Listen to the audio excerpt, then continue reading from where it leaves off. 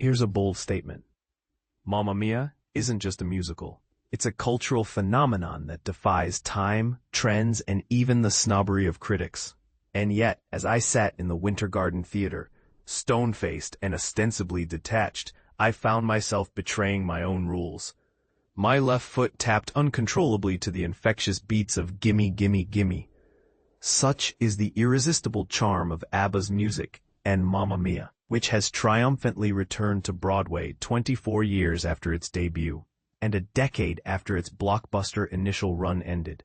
But here's where it gets controversial. In an era of theatrical reinvention, does this revival hold up, or is it merely a nostalgia trip? Let's dive in. Jukebox musicals are a dime a dozen, but Mamma Mia stands as the undisputed champion of the genre.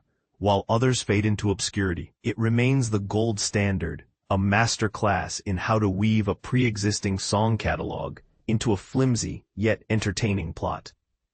And this revival proves that its success lies not in narrative depth, but in the sheer joy of delivering ABBA's timeless hits in a dazzling feel-good package. But this is the part most people miss. There's an art to the jukebox musical, and Mamma Mia cracks the code by setting its story around a wedding, a universal celebration that even Shakespeare would approve of. Speaking of weddings, the plot is as contrived as it is delightful. It's 1999, and 20-year-old Sophie, Amy Weaver, is marrying Sky Grant Reynolds, a reformed financier on a picturesque Greek island. Her mother, Donna, Christine Sherrill, runs a taverna there, but Sophie's dream of having her father walk her down the aisle hits a snag. She doesn't know who he is. After snooping through Donna's diary from the 70s, she narrows it down to 3 potential dads: Sam, Victor Wallace, Bill, Jim Newman, and Harry, Rob Marnell, and invites them all to the wedding without Donna's knowledge. Chaos, comedy, and disco beats ensue. It's a plot that feels like a longboat of Vikings singing ABBA to keep spirits high while raiding Pomerania. Ridiculous, yet utterly captivating.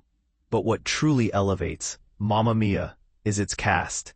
Jalynn, Steele, and Carly Sakolove steal the show as Tanya and Rosie, Donna's best friends and former backup singers.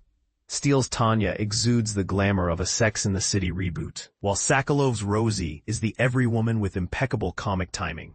Their acrobatic rendition of Dancing Queen, complete with cramps and pulled muscles, is both hilarious and oddly realistic.